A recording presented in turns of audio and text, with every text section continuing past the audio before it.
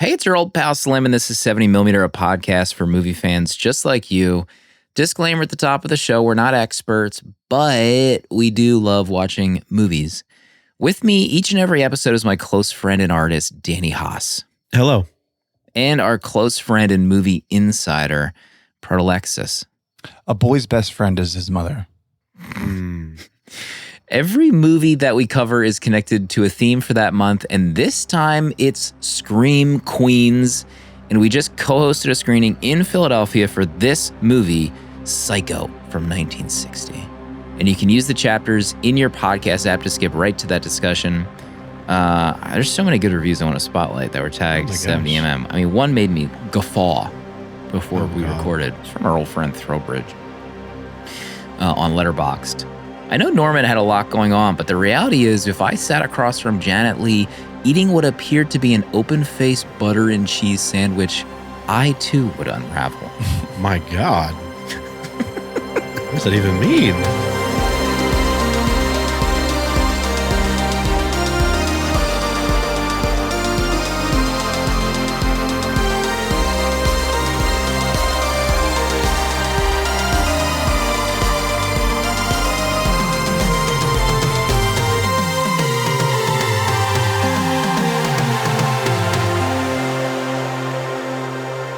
We should probably just talk about it right off the bat. We had the greatest weekend of all time. Greatest Saturday night in history in Philadelphia. We partnered with the Philadelphia Film Society to present a screening of Psycho in 4K at the Film Society Center. We've been promoting it for a bit on the show, so if you're tired of it, we're almost over. This is it. This will be the last time we mention it. So many of our friends came to town, and we sold that bish out. Sold it out. We sold it out. 450 tickets. I felt like Beyonce on that stage. You had that Beyonce glow about you that night, I think. The amount of legs you were showing? If I showed more leg, I'd be in jail. We'd be bailing you out right now. No fig pizza you'd be getting in New York. It'd all be going to your bail money. So it was an amazing night. We spoke. We got up on stage before the movie. Trey introduced us. Good dude. Trey's a good dude. Great dude. Great organization. Support the Film Society if you can, if you're local or otherwise. And there's just so many people. There were so many people there. We had this amazing Danny poster framed outside of the film center. We got so many great photos. And then we went inside and Trey's like, just FYI, you guys, it's sold out. Sold out tonight. So Trey went and talked about the Film Society for a bit and then introed us, and we got up on stage, chatted for a bit. It was amazing. Proto had his moment. You know, longtime listeners in the show will know Proto said, you know, he saw someone talking before a movie at a screening we went to, and he's like, I could do that. I think I could do that. I want that as my job, and he did it. Incredible. It was amazing, Proto. How did you feel up on that stage in front of nearly 500 people? It felt great, and you know, I said afterwards that I could have went for another 10 minutes. I could have just, you know, laughs or not, I could have just went wild, but I had to hold back. I wish I could, but I think this is the start of a new career for me. Oh my gosh! Stay tuned. I love the idea of like Proto doing intros at random theaters in Center City and then just kind of jetting out afterward. That's like he's just is there to work for 5 minutes and then leaves. Off to the next theater. I'm needed elsewhere. Wow, I think Art just posted a photo I don't think I've ever seen.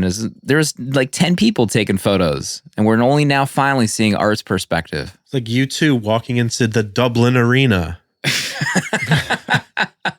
And you, Danny, you wanted no part of the microphone. You made it clear at various points of the night, even at the after party, you shunned the mic. No, it's not for me. I don't want the spotlight. Okay, you guys deserve it. Okay, you're better at it than me. This is why I make art. Right. It talks. It speaks for myself. Mm-hmm. Exactly. Yeah, you did a lot of talking. I think just like real quick personal highlights was I shouted out my son's Letterboxd. My wife and son were in the attendance. And he was tickled by that. He got a bunch of new followers. I mean, his Psycho review, there's a lot of likes on his Psycho review. I could look it up here. Not that, you know, large heads run in the family. 33 likes. on that kid My Psycho. gosh. Kidding me? Bright future. And yeah, I mean, the first time I'd ever seen Psycho in a theater, maybe obviously. I know a lot of mine people. too. A lot of people we talked to, that was their first viewing period. Yeah, incredible. Psycho. And lots of laughs in that theater. Everyone seemed to have a great time. And then we walked over to an after party and hung out, had some snackies, took some photos, signed some posters. So unreal weekend, unreal night. I know a lot of our friends from the Discord that came into town, hung out all weekend. Like they made plans to do like walking tours. So if you're ever on the fence about coming to, the next one, there's a great group of people that will find some things to do and enjoy each other's company and the weather. And I mean, it looked like a great time, Proto. Everyone was out and about having fun. It did look like a great time. Yeah, there was a gaggle of them. My gosh. Getting into Philly, getting into all of it. Yeah. They were seeing all the sights, tasting all the smells, eating all the foods. Yeah, it was great. I mean, I'm looking just in chat now. It's like all these people, Becky, Mike, Kirby, Zanum, Grace, Paul, they were all there. Ismail wasn't there. No. Oh yeah, poor. We missed Ismail though. Didn't want it enough. Kirby was there. But there was a void in my heart, and it needed to be filled by Ismail. Next time. We ran out of Baby Driver prints too. We weren't supposed to say that on the air. Oh, that was supposed to be quiet. Yeah, I honestly, like, it's a lot of work putting these like events together, and it's been 2 years since we had a meetup. But this weekend was so successful that, we were talking about it on our Patreon and in DMs, like maybe we make the PFS our home base. Yeah. For future meetups on the East Coast. Let's do it again. I mean, an amazing venue. This theater is just perfect. It's right in the middle of the city. This huge lobby when you first go in. The theater is immaculate. It has a stage in it. Oh, like we're up on the stage. Gosh, it was the so lobby. much fun. The lobby was big enough too. You could kind of just hang. Also, yeah, we gave out 100 posters at the end of the screening. So I think Trey kind of put the posters out when the movie was over. I didn't feel like I stayed that long in the theater, but as soon as I got out of the theater, I was like, did anyone put the posters out? I don't see them. They were gone in like seconds. Gone. Yeah. Gone. So we'll see what the future brings for folks that weren't able to make it. Maybe next year. Yeah. What should we show? What should we choose next year? We got to go movie? big. Bigger than Psycho. What could it be? Oh my God. Zanum in chat. We'll never forget the dude whose jaw was on the floor going, quote, "Where'd the posters go?" Email me. I'll tell you what, if we want to sell out a 500-seat theater again, we won't be choosing Mortal Engines. I'll just nip that in the bud right now, chat. Probably, or Lawrence of Arabia. I don't know if people have the stomach for a 5-hour film with an intermission. I thought they were going to give the gift back when they found out they were getting Mortal Engines as a trivia gift. Thrown at our heads. I mean, also, it was awesome to see your teaser art on the screen. Crazy. Like when we walked into the theater. Oh my God. We did it, Joe. Even like walking, we were hanging back to kind of chat about like what the plan was before the screening started. And I just kind of like walked out there just to look, because Trey had mentioned that they were going to put the art up, and they like put the art up like when we peeked out there, and then everyone was like cheering, and then a hush fell over the crowd because I guess they thought we were like going to start. Yeah. So that was funny. Oh, one final thing. Just shout out to our producer, Dale, who I think he was the first one in Philadelphia. He was there on Thursday. He's still there. He kept it going long after. He was having meetups well after everyone was on their planes going home. So thank you, Dale, for holding it down for so long. Yeah. And also thank you to Tom, Tall Tom. We know several Toms, but THOM. Very tall Tom. Very tall Tom. He was walking around with his camera, and he was like the catalyst for the entire event taking place. I kind of reached out to him because I knew he was local and was pretty deep into the movie scene in Philadelphia. So I asked him to help out, maybe knock on some doors to see what we could do. Because it's hard, kind of cold calling people and seeing what you can make happen. So many thanks to Tom. It wouldn't have happened without him. And Dale, whenever you're ready, you can come home. You can leave Philadelphia. It's time to come back. Probably the one of the most important moments from the meetup is when we referenced Dale, producer at large. Mm-hmm. He's in Philadelphia, he's still running the numbers. Yeah. He's looking at the data. He's making phone calls. He's holding 2 phones like Tom Cruise in that one movie. It's big risky business. Jokes aside, a lot of podcasts had kind of sprung up since we started this show. And honestly, from the Discord, like obviously so many friendships have started and grown stronger since we started this podcast and in the Discord, and some podcasts have started. And one of our personal favorites is Austin Danger Pod from Kev and Kenzo.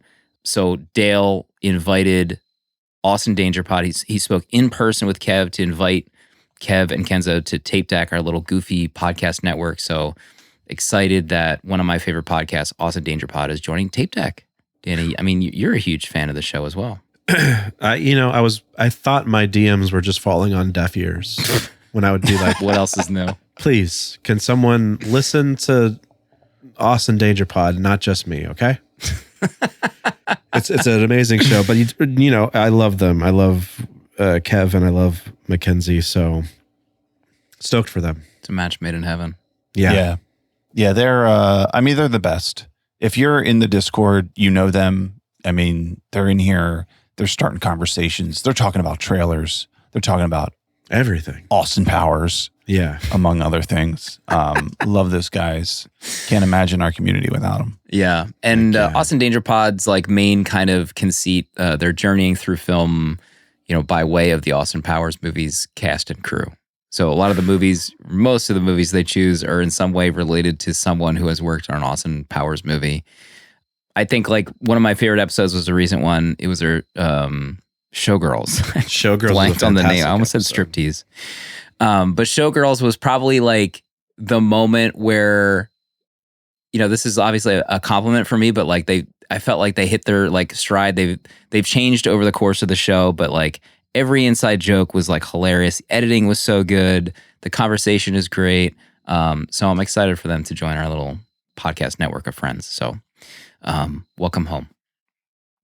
How about, me, Proto, and Dale went to go see a Phillies game on that Sunday. Yeah. Can we talk about your shirt for a second? Oh yeah, I didn't know you had these tiki shirts. Excuse me. This is the Slim I didn't know existed. Baseball Slim. Did anyone see my tiki shirts on IG? You looked incredible. Thank you very much. I unbuttoned that second button. I was letting it all hang out. I saw. I wanted that sun, my friend. Lord have mercy. I haven't worn that shirt since Amanda and I were in Hawaii. That was some of my Hawaii clothing. And honestly, I probably couldn't have fit in that shirt maybe 2 months ago. So that was probably another reason why I haven't worn it in a while. I had never been to that baseball field ever. I didn't realize it was 20 years old, and I hadn't been there. That was my first time ever there. Wait, the Phillies, it's a new stadium? Yeah, it's they're celebrating their 20th anniversary this year, I think. Oh. Yeah. Citizens I mean, Bank. I say new, but the Phillies are an old team, so where was the old field at? Nobody remembers. Was it the Vet? Where did they play before this? It was the Vet. Yeah, it was the Vet. It was just like a block over. AstroTurf. Wow. Yeah. People died on that field. Beautiful stadium. Beautiful time. I mean, we won in extra innings. What more could you ask for? A walk-off win against the Braves. My Braves lost. So there was some hatred in the stands for some of those Braves players. I'll tell you that much. It's the tomahawk chop does it. Yeah. It infuriates people. I wonder why. Philadelphia doesn't stand for that. I will say great hot dogs at Citizens Bank Park. If Citizens Bank Park wants to partner up next year for any kind of VHS we need more Village seats next year, so maybe we have to go to the baseball field. I mean, that weenie that I unwrapped from that tinfoil at Citizens Bank Park was... I'm sweating. It was heaven. It's not the fever. Okay, so we have to say hello to some new patrons that joined since we recorded last. Francisco, Wilson, Sherman, Darius, Arthur. Did I get everyone? I think I got everyone. They joined our Patreon and got access to the VHS Village Discord. Exclusive access. You can't access it otherwise. And we have over 50 episodes that are available for patrons as well. And every week we give out a free year of Letterboxd Patron. No ads. Disclaimer, I'm a Letterboxd employee. custom backdrops, posters. And Arthur just won a free year for joining our Patreon this week. Congratulations. Oh, God. I mean, we got a lot. Should we briefly hear about your Vertigo experience, Danny? Oh, my God. Not because you're sick, but you actually saw Vertigo. I did. We were strolling. We had left the Central Park past the plaza. We came upon a theater called the Paris in New York City. I guess it's owned by Netflix. I didn't know this. Found out a lot of things afterwards. It's a Netflix-owned theater, and it was their big and loud kind of event this summer, and they were showing either Dolby movies or 70 millimeter print movies. And it just so happened we were there. They had a 9:45 p.m., the very last of their run for the new 70 millimeter print of Vertigo. And right, another absolutely packed theater for Hitchcock. Maybe Hitchcock is the way to go for these screenings. North by Northwest. Can you imagine next year? Goodness. And it was a gorgeous film. It was Casey's first time seeing it as well. She loved it. I loved it. Watching it again. I know this is probably, I think I'll bring this up when we talk Psycho, but it happened in this movie as well where, and I don't know if it's the generation or I don't know. There's so much laughter at moments in this film. And I understand laughing at Jimmy Stewart. It's easy to do. He's an easy target. Because of the way he kisses? Yeah. Mannerisms, kisses, if you want to call that kissing, suffocation is really what it is. But there were so many moments that were like kind of serious, and he would say something in his like Jimmy Stewart tone, and the crowd would laugh, and I'm like, I wanted to be like, stop laughing, this is not funny. It was just fascinating. It was very interesting. But it happened in Psycho too, which I thought was fascinating as well. So these two screenings we've been to in like within a week of Hitchcock, and there's so much laughter. It's fascinating. But it's a gorgeous print. So if you can see I guess it's making its rounds. I don't know how these things work. It's like the new 70 millimeter print of Vertigo. So if you can catch it anywhere, probably an art house theater is going to be showing it in your towns. I would see it. It was stunning. When we went to see RoboCop at the Highway with Amanda and James, I was like blown away by how often people laughed. It was like the most raucous comedy that I've ever seen. So weird, right? I don't get it. And I was thinking, I'm like, what am I like when I watch it at home? Maybe like I kind of snicker to myself, or like I grin at like certain things. But like any scene where I might grin or kind of like laugh, my shoulders shrug a little bit, it was just like everyone was having the best time of their life. And I think that probably helped James's experience, seeing it in the movie and like kind of feeling more comfortable, because if we had watched it at home, it probably would have just been me and him watching it in silence, or maybe I laughed like once. But like seeing it in a crowd where everyone's having fun and being comfortable laughing, like I think that helped him in that moment. Yeah. Definitely draws out the humor in a movie for other people. I mean, you got a theater full of 100 people, you got some kind of uncontrollable laugher hat in there who can't help themselves. And it's contagious. It's true. The Paris Theater. It was interesting too, because they also had someone come out and kind of announce the movie with a mic. And I wasn't sure how the trailers would work. And they literally showed like Netflix movie trailers coming out and their TV show stuff. I thought that was interesting. I thought maybe you were going to say Netflix has a magazine called, I don't remember, Encore? I don't remember. Pages. But we got like free magazines and we left. I thought you were going to say like trailers from the era. Like that would have been sick. From the year that movie came out. I would love that. Yeah, that'd be cool. Proto, real quick, do you want to talk about Hearts of Darkness before we get into Psycho? Yeah, we are just weeks away from Francis Ford Coppola's new movie Megalopolis, which I'm excited for. I'll be seated. I got that screener invite. Yeah, huh? For KOP, baby. I'll be in my AMC watching that. I didn't baby. I got a screener for the new Halle Berry horror movie. Baby. Declined. What's that movie? What is that movie? Do you remember the name? It's like she's tied to ropes, and she's tied to ropes with her kids. Excuse me. Not that kind of. Not like Swordfish. But I don't know. They can't speak or these. It's these a Quiet movies, Place? Box meets Get Quiet them out of Place. here. Get these movies out of here. What is this? Sorry, Proto, continue. Anyway, yeah. So I was perusing the Criterion channel last night, looking at what they have on there. I like seeing what collections they come up with, the beginning of the month. And they have this it's called New Hollywood. It's like a period of like 70s and 80s. And on there they had the Hearts of Darkness Apocalypse Now documentary, which of course we covered on the show, the movie. But I remember when you guys watched this, but I don't think it was streaming anywhere. And I just like had no way to watch it. And I didn't find the time, and I wasn't going to buy it. So when I saw it on there, I was like, I should watch this. And I mean, it's great. I've seen clips of this because they've like circulated over time of like Francis Ford Coppola talking about it, the movie, and just how crazy it was. But like seeing it all again, it's just like, it's so amazing. Just the behind the scenes making of this movie. It's absolutely insane that this even was made. Like when they talk about the location in the Philippines, like where they were shooting, the reason they went there is because the U.S. military wouldn't loan them any choppers. So they went to this Philippines country because they would give them the choppers. But at the same time, they were in like a war with rebels.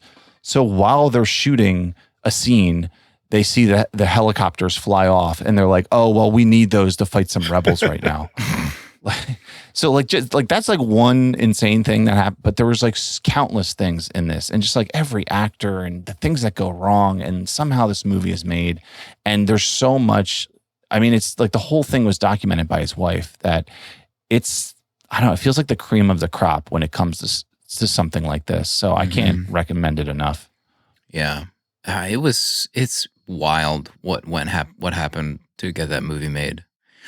I watched that, and I don't know if it was around the same era, but I watched Dracula. See which one I land on for future use for shopping. But I listened to his commentary, and apologies if I said this before, but his audio commentary for Dracula is nuts. Like, is he alone doing it? Really fascinating. I think he's alone. He talks about the filmmaking experience. He talks about art, how he views art, how he bemoans about how difficult it is to make a movie. And he like compares it to, like, if you're a painter, you're an artist, you can just paint and you create your art. But I'm a director, I'm a filmmaker. I need financiers.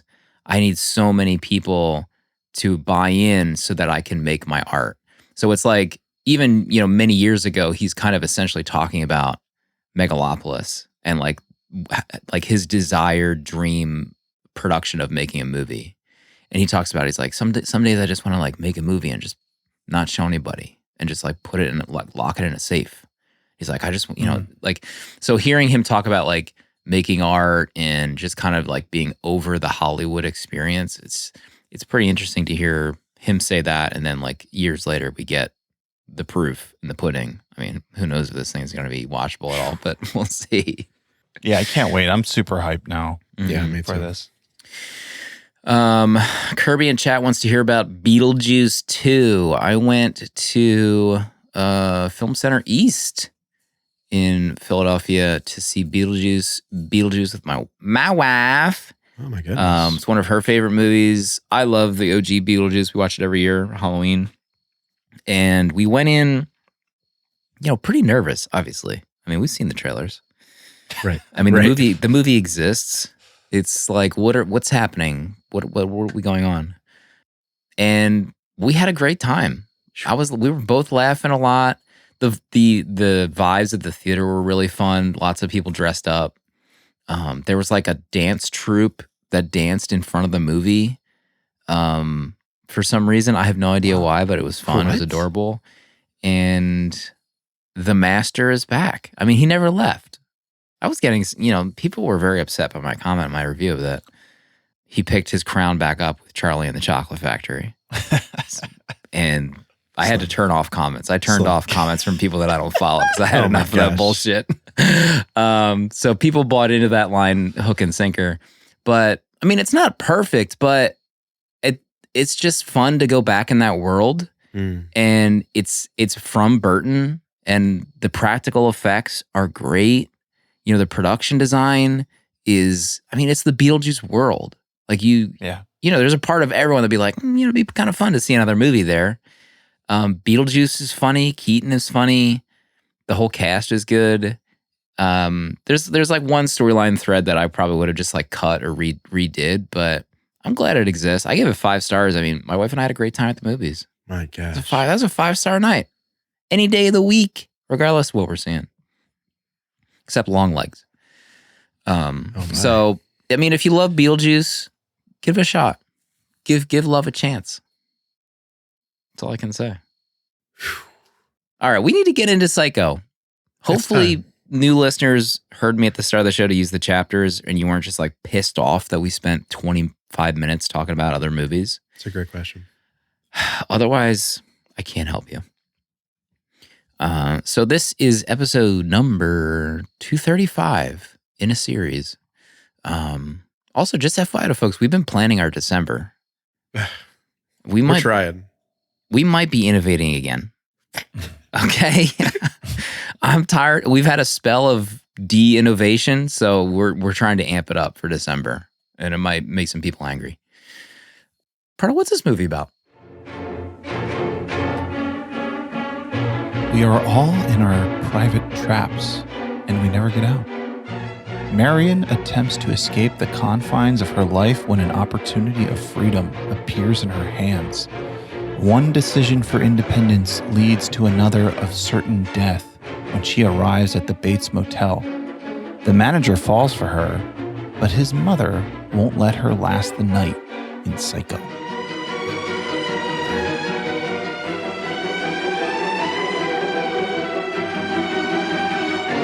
Oh, God, mother, the blood, mother. I watched this movie like 3 times in the last 4 days, and I just crack up every time when he's yelling with his mother. Alleged yelling with his mother. Proto, do you remember the first time you saw this movie? No, I don't really remember when it was.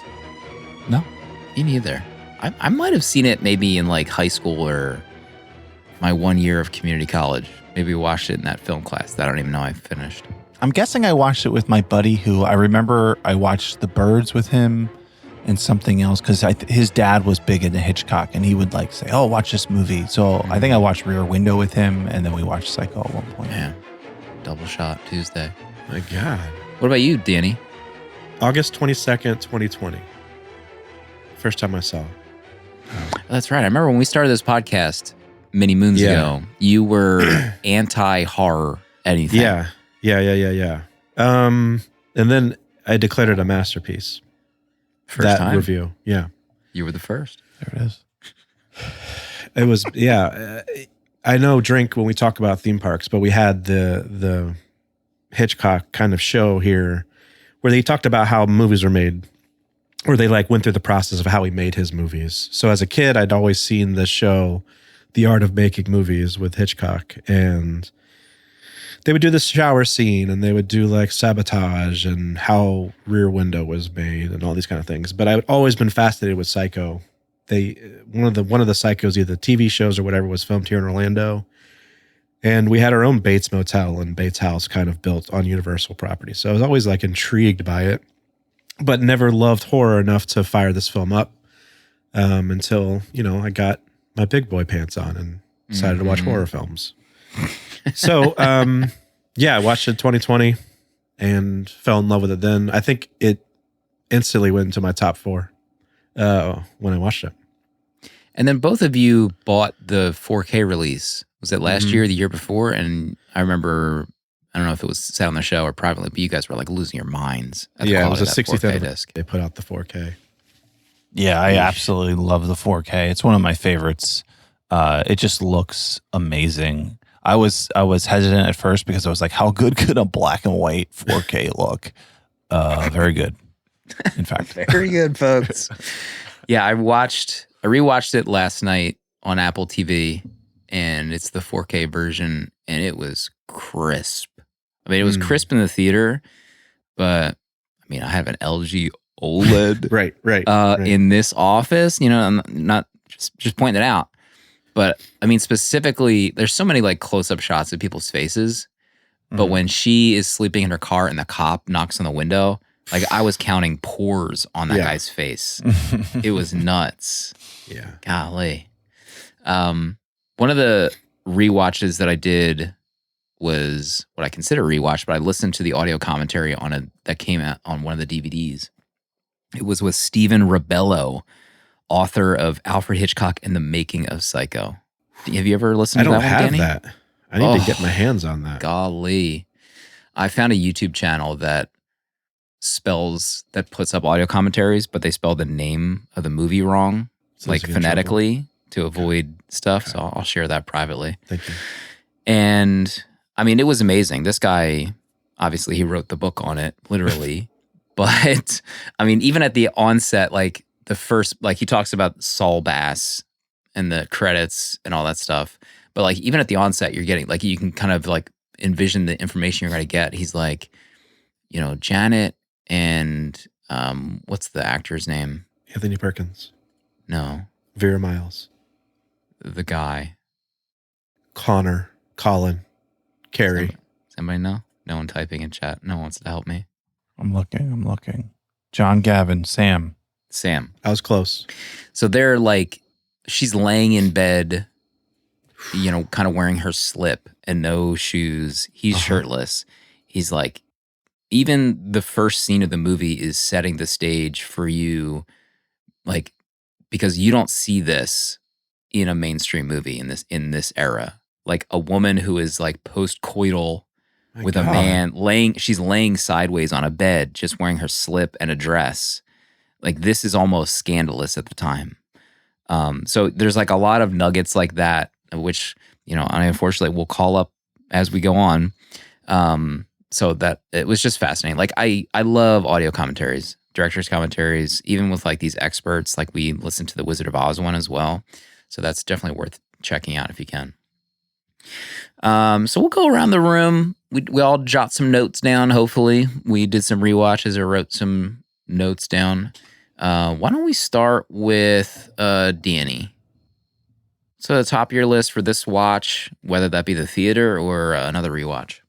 No, it's like every time I watch this film, basically, I am kind of enamored with Anthony Perkins' performance as Norman Bates.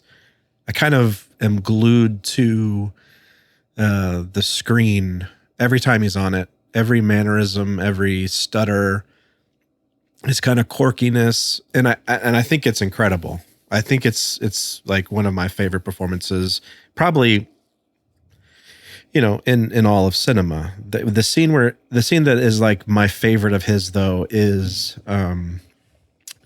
when the private investigator comes to town, and he's slowly catching him in the lie. And he's trying to like, you know, keep his cool, you know, stay out of it. He's like chewing the gum or whatever he's chewing, and it's just incredible. And I really feel like this movie doesn't work without Anthony Perkins. He's brilliant in this movie, and I love everything about him. Not to bring up the audio commentary that fast. No, please. I'm sorry, everybody. But in the commentary, he talks about how the snack, the candy corn that he's constantly eating, was an Anthony Perkins idea. And generally, like Hitchcock doesn't accept like, you know, the ideas or suggestions like willy-nilly unless he trusts the actor and finds them like, you know, extremely intelligent, almost like on his level. And that scene that you were talking about with the detective, Henry, or is it Martin Balsam? They filmed that scene as Milton Arbogast. And they did like this amazing job as storyboarded. And the crew like started clapping when the scene was over.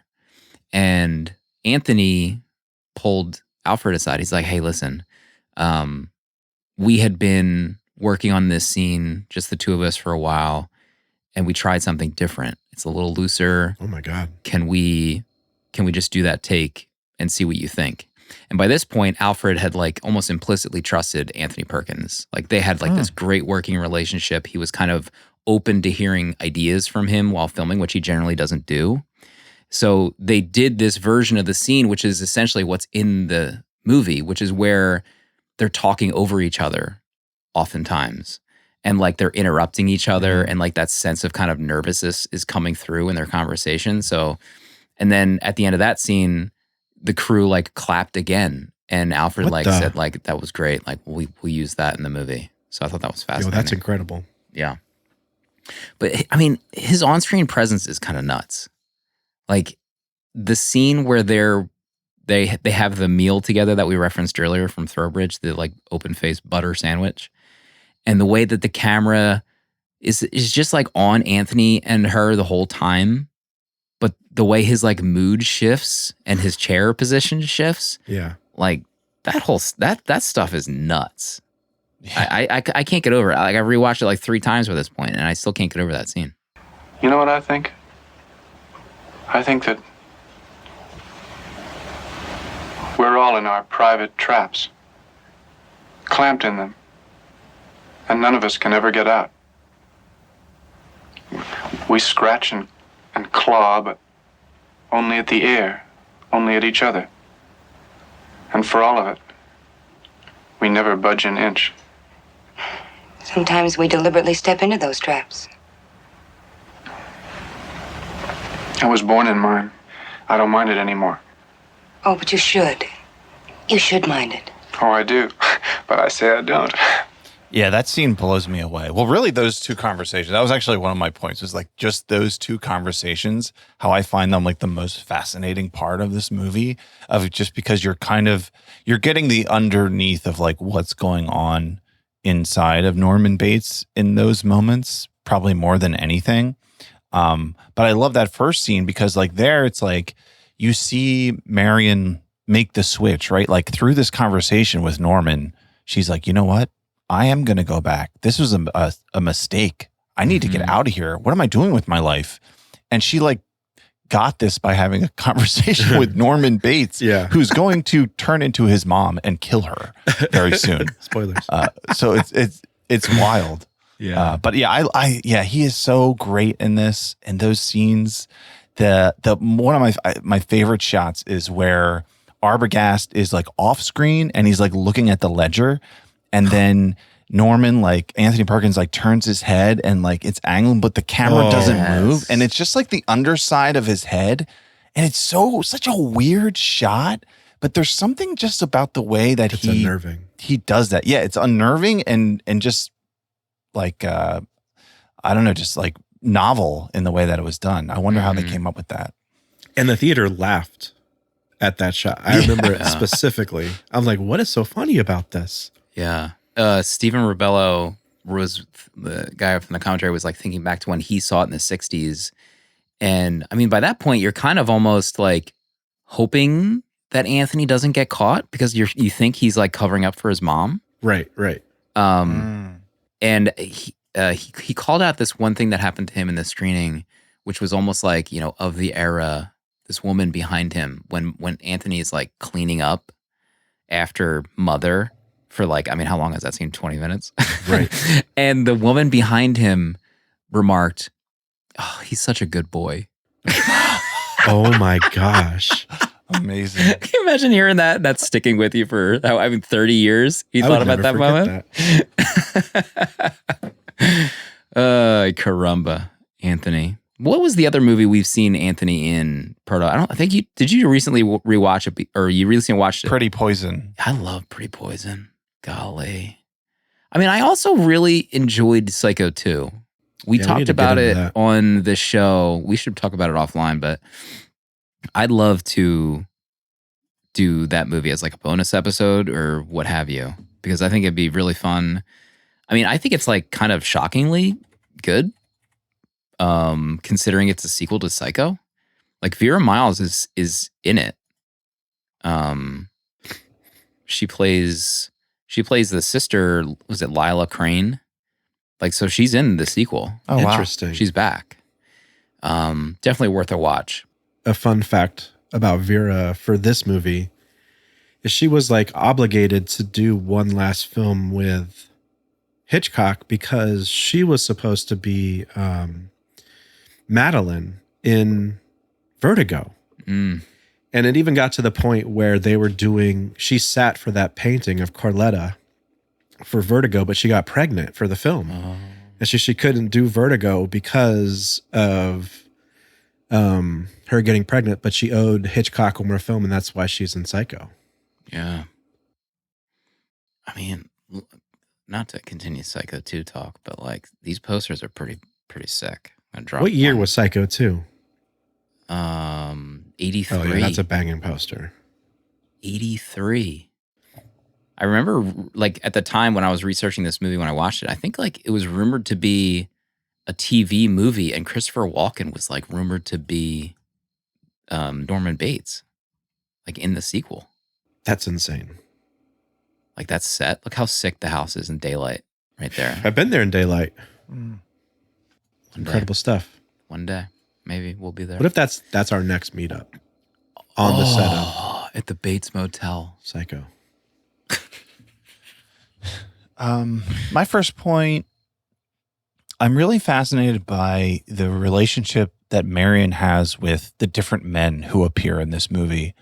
I don't have like I don't have any like final meaning to it or how it plays out, but I always notice it, and it seems like a definitive thread throughout the movie. Like the movie starts and you see she's in love with Sam, post-coital.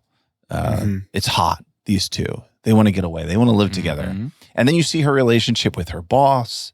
You see her relationship with this client who's flirting with her. And then of course hands her the money that begins this whole journey that she takes. But then once she leaves, she has this interaction with this cop who, this cop, an amazing face. Like this guy just is a villain, right? If any face screams villain, it's this guy's face. But he's just like in this scene and the dealership scene, and then he's like gone.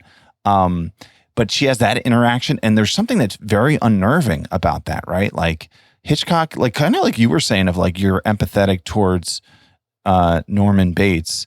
You're empathetic towards her, even though she just stole $40,000, and you're like hoping that she, like this cop, doesn't get her in a similar way. But then even that, when she gets to the dealership, there's the dealership guy, the salesman there. There's the mechanic who's even there. And I love that shot of when she's like hurrying to get out of there, and there's like this tension building, and you're almost like, there's only tension because she's so tense. And then her driving off, and like the three of them just standing there as if like she just got away from these three guys. And then of course, like she finally gets to Norman, who seems like completely innocuous. She's completely safe with him, and we all know what happens. Right. But just all of those moments that she has these interactions with these men, I find it really fascinating, and like, what else there could have been, or what Hitchcock was saying with that. How about that oil guy? I mean, that's like one of the early scenes too. She's like, has to listen to this oil guy flirt with her at her desk. Oh yeah. Tax evasion. That's how he keeps it.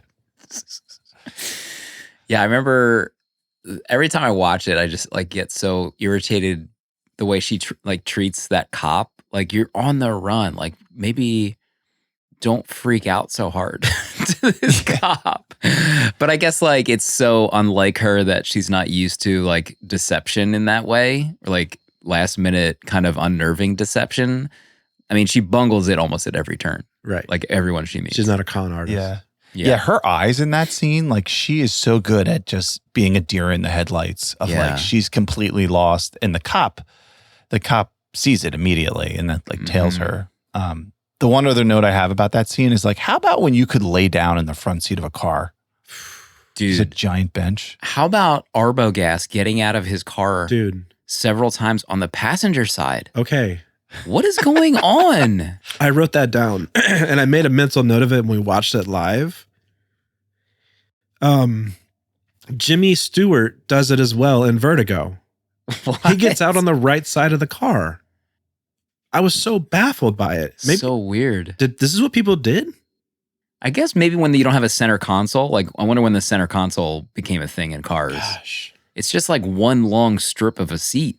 You know, it's a it's probably bench. super easy to slide across that thing. I mean, the amount of deaths per year getting off on the driver's side, It's true. when you think about it, Mm-hmm. they're saving their own lives. I was looking Bring up back the bench. Janet Leigh's filmography. The Fog. Her most popular movies are The Fog, Touch of Evil, H2O. H2O, The Manchurian Candidate. I gotta watch that at one of these. I love in H2O. She's driving the car from Psycho with the same license plate. Yes. It's like the most obvious like homage ever. Yeah, so lots of, I mean, she's in a lot of movies. All these posters look great too. My number one, let's see, we talked about a bunch. I guess like one of my notes is essentially like, did people poop when this movie came out? And The pooping. the pooping had to have been unreal in theaters. They had to give out like airplane bags. My God. But the scene where,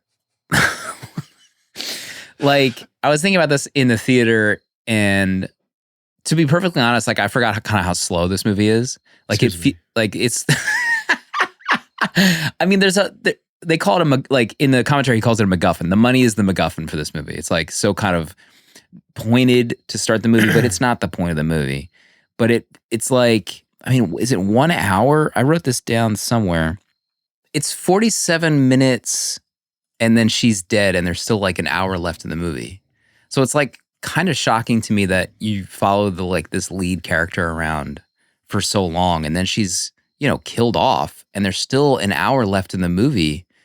And you almost like forget that is kind of the trickery in the movie. It's pretty insane. That was one of his reasoning. So he put out that big, like, no one will be admitted to the theater after the start of each performance.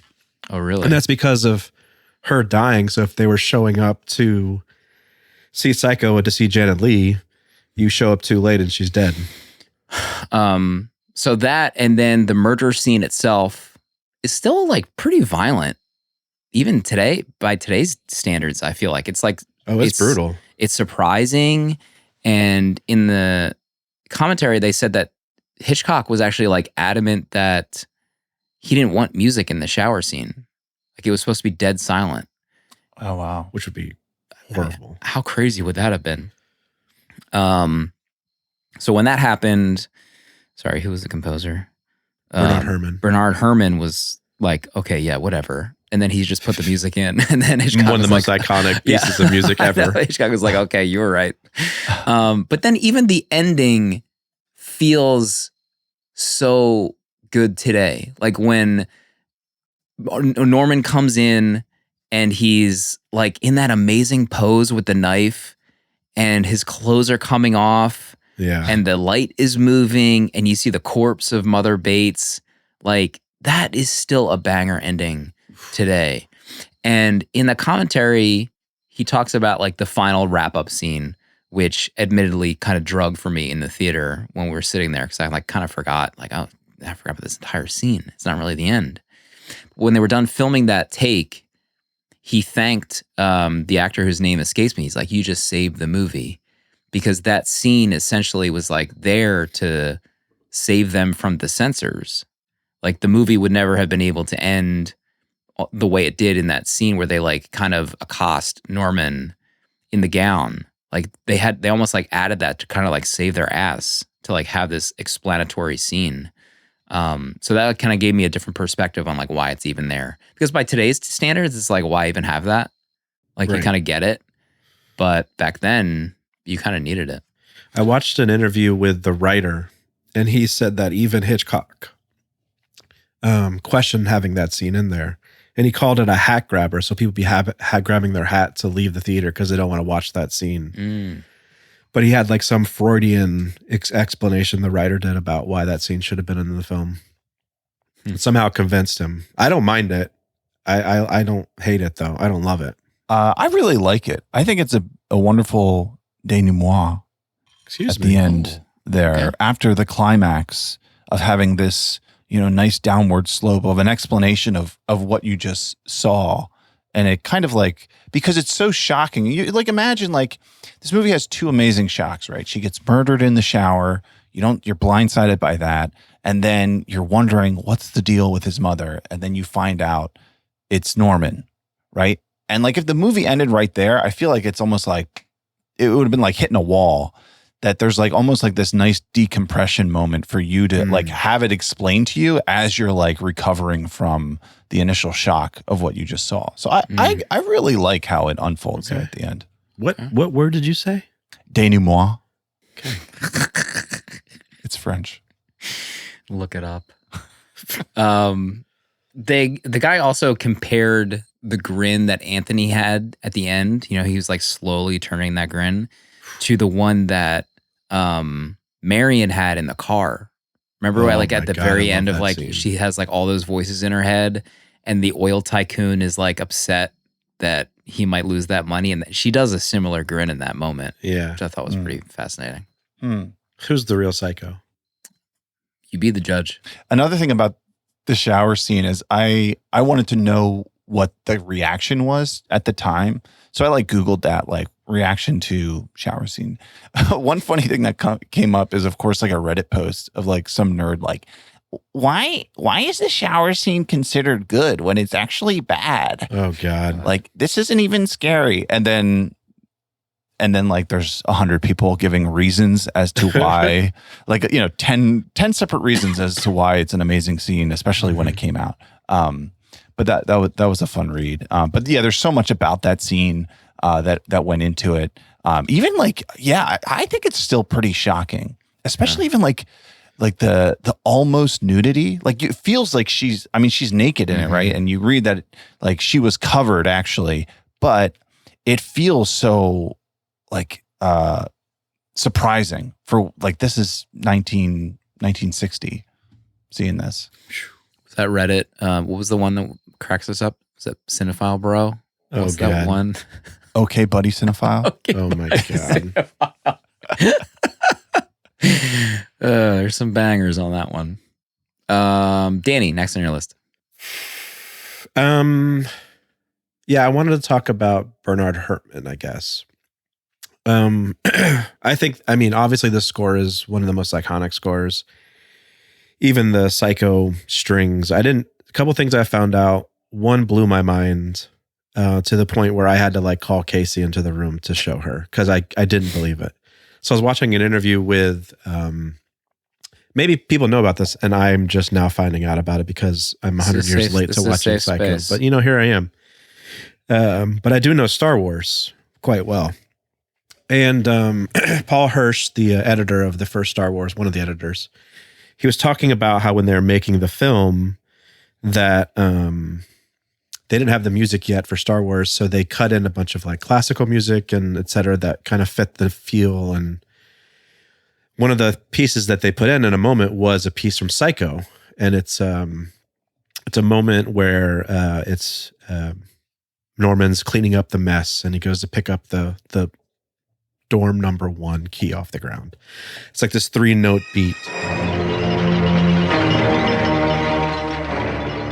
And so they put it into a scene in Star Wars just to, play some timing. It's the scene where Chewie and Luke and Han are smuggled in the containers of the Falcon. They played it for John Williams, and he was friends with Bernard Herrmann, and the music, he rewrote the same exact Psycho music to be in Star Wars in that scene. Wow. So it's like the same exact 3-note beat.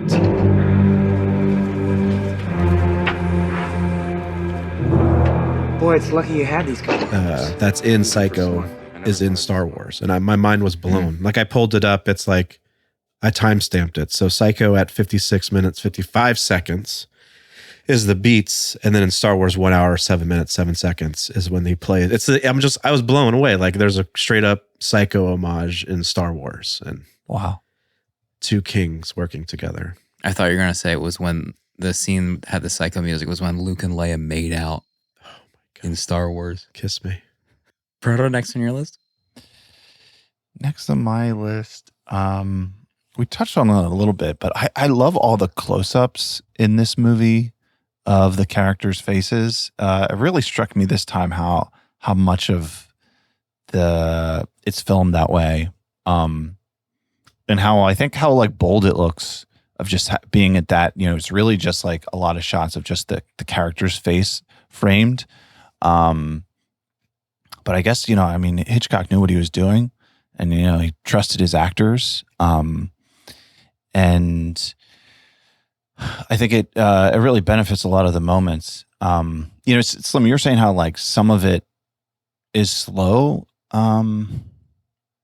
It's an issue. I don't know if I would feel of like this is slow. I feel like there's parts that are slow, but they remain interesting because of the characters that are so fascinating. Like those conversations could have been like really slow moments, but between the way that it's shot and the way that it's acted, it keeps me engaged the whole time. It's like methodical. Maybe slow wasn't the right word. It's deliberate. Yeah. Okay. I I didn't mean to record. trigger any psycho nuts out there. I'm just trying to get ahead of it. I need to get out in front of this real quick, okay? In fact, I might cut that part out and maybe just remove me saying psycho slow. Please, God. And I do appreciate that in these movies. We probably have even talked about how we love it in Vertigo, and some other classics, like the Nothing Burger moments. I mean, the first, there's so many of those in this movie that you don't realize kind of like lead up to certain things. God, we covered so much from my notes. There's lots of scenes of her stuffing her purse. Like I could make a montage of Marion stuffing things into her purse and it'd be 10 minutes long. Excuse me. About Norman, another thing that Anthony Perkins came up with was when he struggled to say certain words, like bathroom, falsity, and a few others, like certain words and invalid. Like he couldn't bring himself to say certain words. So that was a nice touch added by him. But yeah, back to that scene where we talked about earlier about how she kind of realizes that she needs to go home.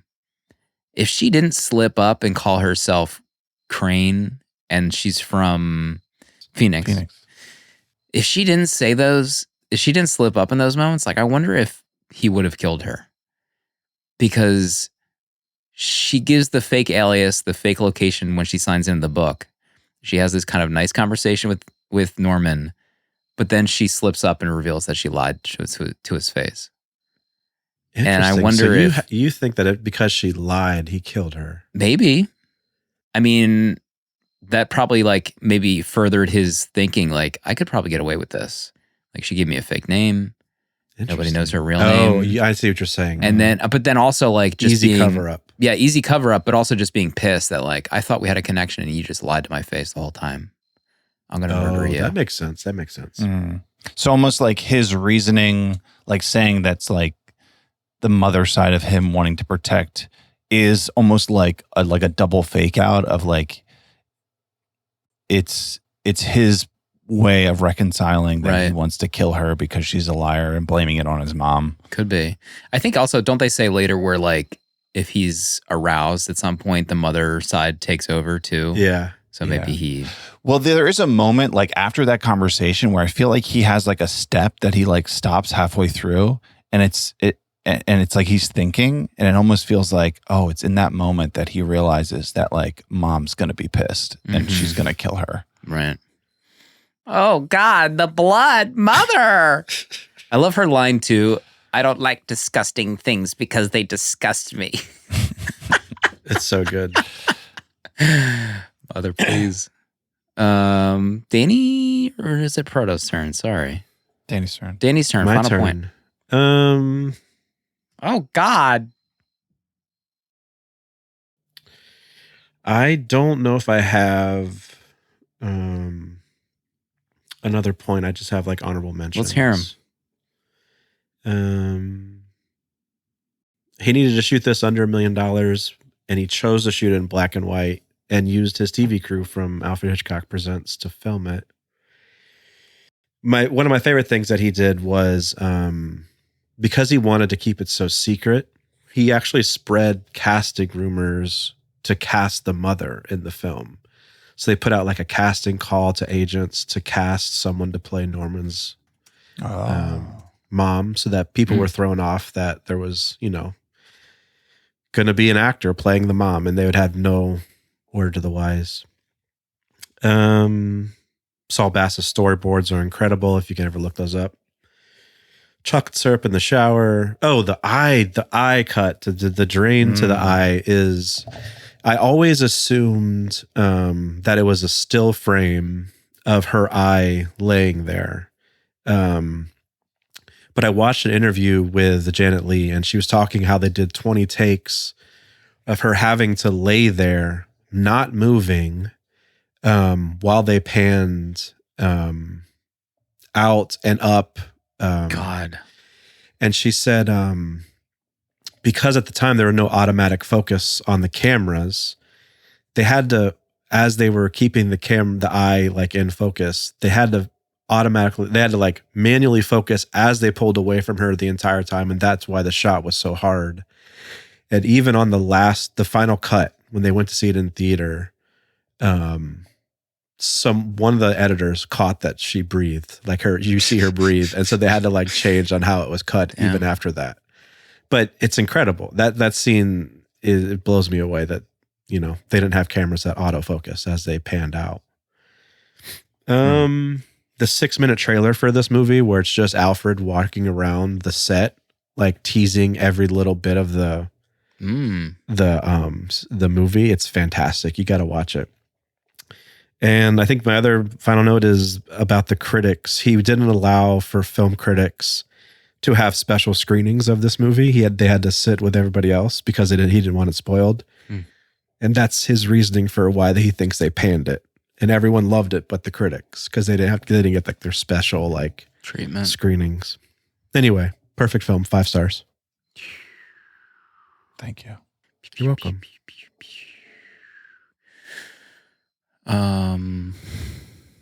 Proto? No, I'm gonna make an executive decision. Oh my gosh. The commentary talked about how, the gamble for him to do a horror thriller and the reception to the movie, like, it kind of, it didn't help his later films because like everything was compared to this pretty much afterward. It's like, how do you escape this if like this is your big movie? Not like this was his big movie, but like his most recent and culturally impacting film. That had been hard to kind of. And he just wrangle. finished North by Northwest, which is wild. The Birds was just after this. And then Marnie, Torn Curtain, Topaz, Frenzy, Family Plot. This was his Interstellar, basically. Wow. My gosh. Well said. That's deep. He talks about how Hitchcock at one point during the editing wondered if he had even had a movie. He was like thinking about releasing this on TV as a 2-parter. Like after That's crazy. She was killed, that would have been the end of part 1. And then by the time he was kind of done editing, he's like, okay, I think we got to film here. For the stabbing scene, Saul Bass got 10 grand, I think, or 8 grand for the storyboard, or for the, is it the storyboards or the opening credits? The credits. And he asked for his help to do storyboards for the shower scene. So he got another 2 grand to like do just all the storyboards for that entire cut. Everything was pre-planned ahead. He did the storyboards also for the scene when Arbogast gets killed because Hitch had the flu that day and they had to do second director filming. So they were like, follow Saul's storyboards to a T. And then Hitch came back and hated it and reshot it himself. I love that death scene too for Arbogast. So good. Yeah. Man, him going down the stairs. Yes. It's like such a movies are dreams moment. Like it doesn't make any sense, but it's so good. There's Kev is mentioning in chat, and maybe Danny knows this, but the movie was inspired a lot by a French film that Hitchcock had seen, like just before. Do you know what that movie was called? He mentioned it That he'd just seen? Yeah, he mentioned it in the commentary, but it was French and I didn't take notes. I don't know about that. I know he had just read the book Psycho. Yeah, it was like a black and white thriller that he had liked a lot, and there's like some similarities with this movie. Which in the book, Marion gets her head cut off in the shower scene. Spoilers. So they couldn't do that. His body, Sam's body, to start this movie. This is the ideal male form. And I've talked about it on this show, and I've asked for the secrets, and everyone who tells me what the answer is, it's just cigarettes. Right. Do I need to smoke cigarettes? Yes. How many packs a day? At least 1 pack a day. And then start with one. All right, I'll start with 1 pack a day, and I will look like Sam Loomis. Consult your doctor. What doctor? How about that office? No air conditioning for the ladies, but the boss has air conditioning. That stunk. God, man, I mean, how hot was that? Phoenix? Yeah, how hot was it? She had worked there for 10 years. Golly. Mr. Lowry. Is that Hitchcock's daughter? The way she said Mr. Lowry. Yeah, her bangs. There are like 3 psychos in this film, and it's the person who gave her a haircut. One of my older reviews, I pointed out how she gets in the shower and then turns the water on. Like, do you know anyone that does that? That's psychotic. That's psychotic in and of itself. Psychotic, yeah. No, thank you. And that's cold water, folks. Cold water. Norman saying a hobby is supposed to pass the time, not fill it in that conversation. There's so many good lines in that scene. Cut me deep. My God. You were like that woman in the GIF that we share with each other who's stumbling backwards and falls. My life is a lie.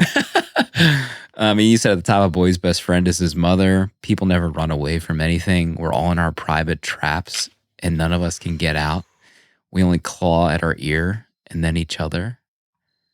I was born in mine, but I don't mind it anymore. Oh. I mean, there's like the whole scene is probably studied in film school. I wrote all those lines down too. I wrote like 12 lines down. It's insane. Why don't you go away? She says. And then, I mean, even like towards the end, the whole scene, we could write the whole scene. And he's like, thank you, Norman. Amazing. I'm flipping through the book that you gave me, Slim, the Saul Bass book. I have to see if they have the Psycho. Oh my God, yeah, that probably looks great. Storyboards in this. Yeah, I'd love to see those drawings. Oh, Arbogast, I was talking about him. Something doesn't gel. I mean, this guy, unbelievable. He hears that story and then tells Norman, actually, I don't think that works. That doesn't make any sense to me. Greatest detective alive. Sheesh. Gone too soon. I also loved how Norman, when Sam and the sister, I should know her name, but I can't remember, Lily, they posed as like lovers to stay at the place. But Norman knows like instantly. Like you can even see it in his face where Sam is like, I don't like the looks of this sky. It looks like a storm's coming in. Norman's like, okay, let's go in. Yeah. Like I feel like he sees through their veil almost instantly. Because you're about to fall on my knife. Yeah, he's like done this so often. He's like, okay, buddy, yeah, whatever. You don't need to lie to me. Mother. He did say he's not capable of being fooled. Oh my God, another great line. I wrote that too. Where is it? But I'm not a fool. Well, and I'm not capable of being fooled, not even by a woman. Oh, yeah. And I'm not capable of being fooled, not even by a woman. Well, this is not a slur on your manhood. I'm sorry. Let's put it this way. She might have fooled me. But she didn't fool my mother. She might have fooled me, but she didn't fool my mother. Yeah. His reaction to being potentially fooled. Oh my God. All-timer. Yeah, the ending is stuff. Oh, Danny's got this. Oh my God. He's showing the storyboards. I'll take a picture for the live chat. Yes and no. Matricide is the most unbearable crime of all, especially to the son who commits it. Excuse me? I'm not sure I agree with that. trying to think because I watched it so many times. I don't know what my rating is for this movie. I mean, I had a 5-star experience at the theater. If I'm watching this at home, I feel like it's a 4-star movie for me. Still a fantastic movie. So let's go with the 5 maybe to just kind of save face. I want to get out ahead of this. We're redacting these stars. We're at a 5 for the movie theater experience with all of our 500 of our friends. Great time was had by all. Proto? A few other honorable mentions. Every time I see the scene where Norman is talking to his mother, having the conversation inside the house, I just laugh, just wanting to see a scene of him like doing both voices in the room of like, switching back and forth. That would be amazing. I almost wish we had like a moment where you see Anthony Perkins attempt to do the voice, but maybe he was. I'm guessing he wasn't doing it. He didn't begin with. They apparently like cast 2 women and a friend of Anthony Perkins to do Mother's voice, and they tried to like layer them on each other or use different versions at various points to just freak the audience out. They even cast different women to play like the silhouette of the mother. So it's not Anthony stabbing her at all in the shower.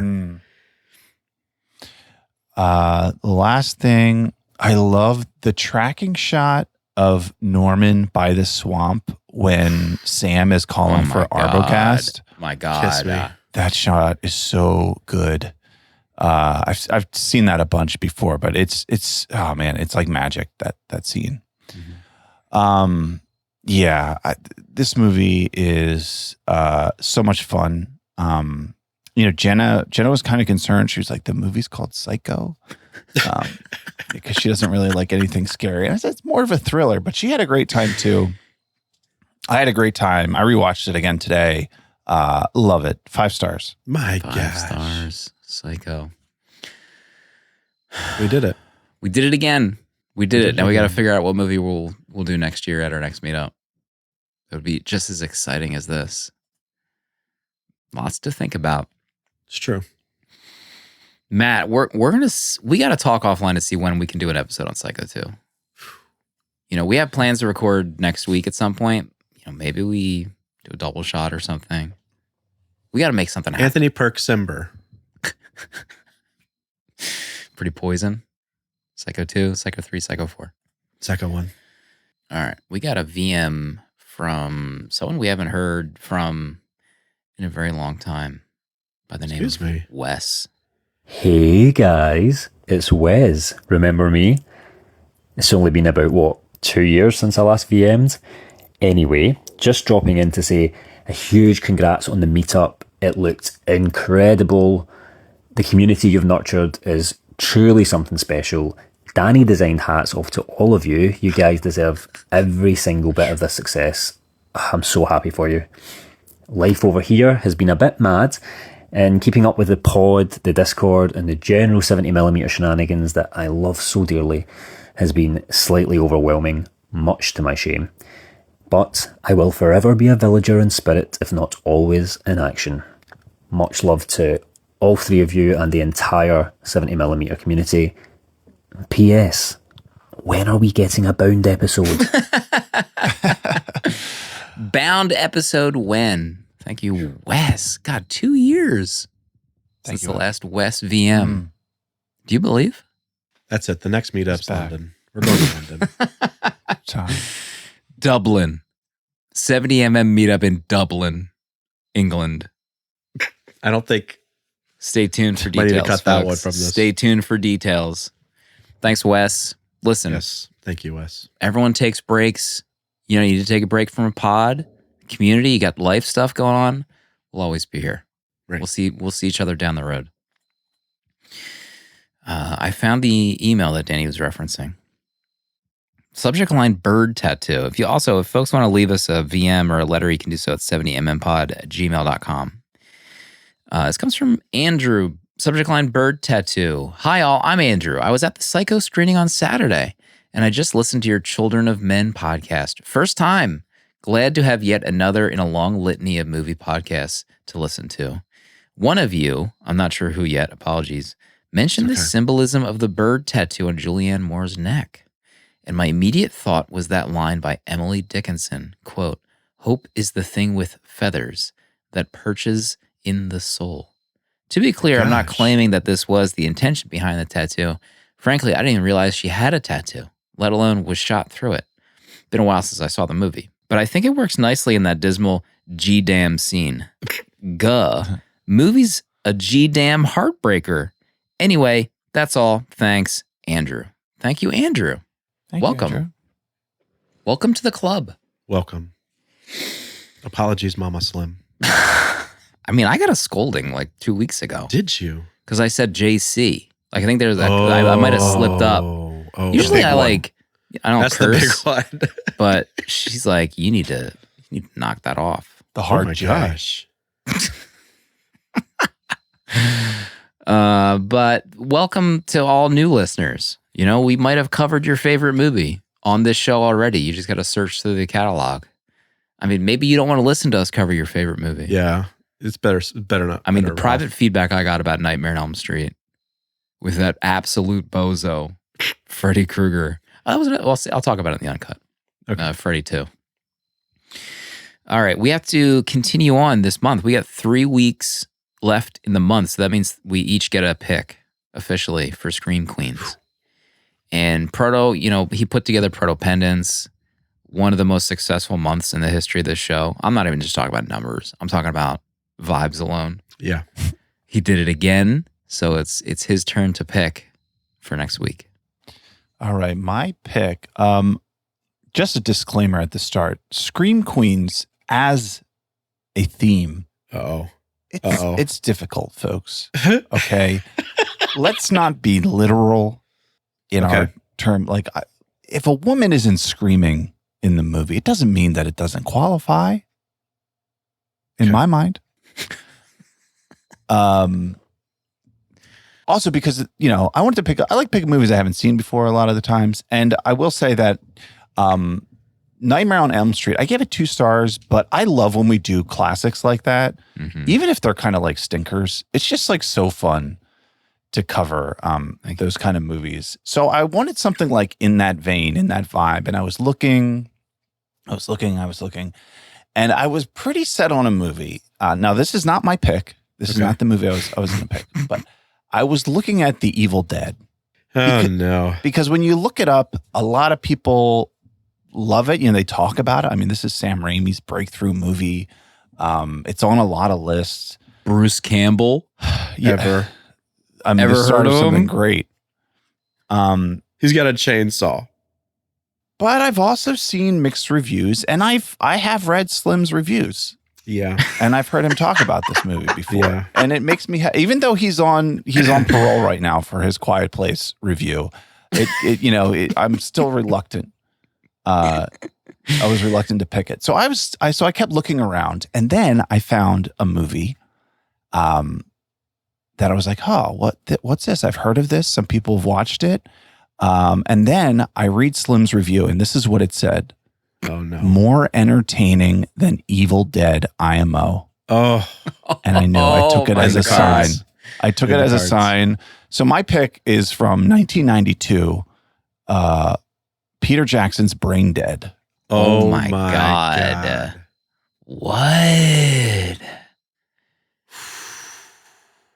What? Is this even streaming anywhere? This is not streaming technically. You can. Okay. So this Internet is one of the Archive, other reasons got it. I picked it. It's on YouTube. And I just wanted to make sure the whole movie was there. So I skimmed through like 4 different segments of it. And honest to God, in those like 10 seconds of the movie I watched, I broke out laughing like 3 different times. Oh, no. So in that, I knew like this, I had to pick it. This is an iconic poster. Damn. This one is also, I think it went by another name. Is it Dead Alive? Yeah. I think it's, there's like 2 different names for this movie. Wow. 2019. I saw this. Holy smokes. Well, let me find the descriptor here. We can read a little synop. So interesting. On IMDb, it's called Dead Alive. I think that was the second name. A young man's mother is bitten by a Sumatran rat monkey. She gets sick and dies, at which time she comes back to life, killing and eating dogs, nurses, friends, and neighbors. Okay. Hello. So this is available on YouTube per Proto. So no one needs to rent anything necessarily. You fire up the old YouTube app at home, get some popcorn, and continue with Scream Queens. What a pick. This is like the most left field pick in history. Yeah, it's up there for me. I mean, this was the last. I decided on this today. I was at Evil Dead for a while. The backdrops that are available for this movie. Mamma mia.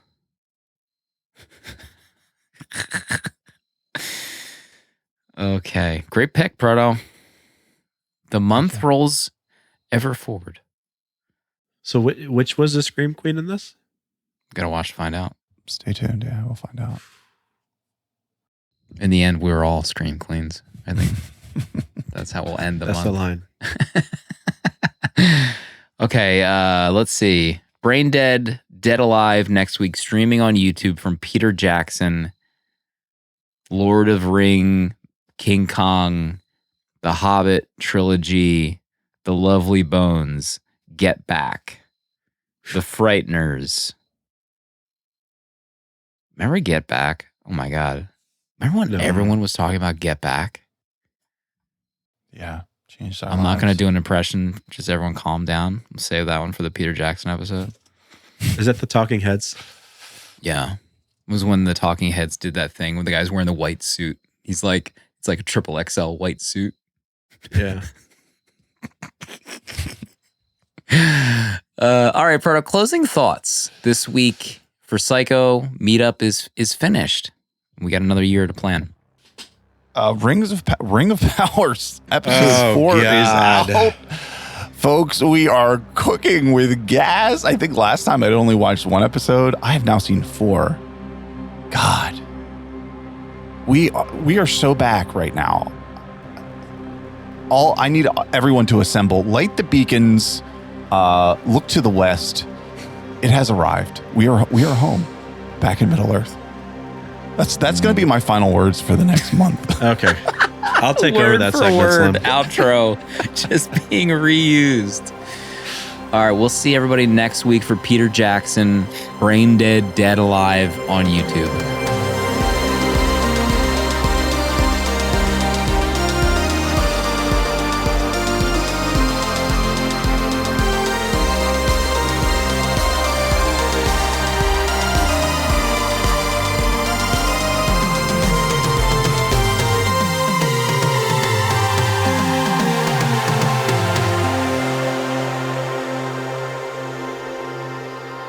$70mm is a tape deck production featuring original artwork provided by Danny Haas.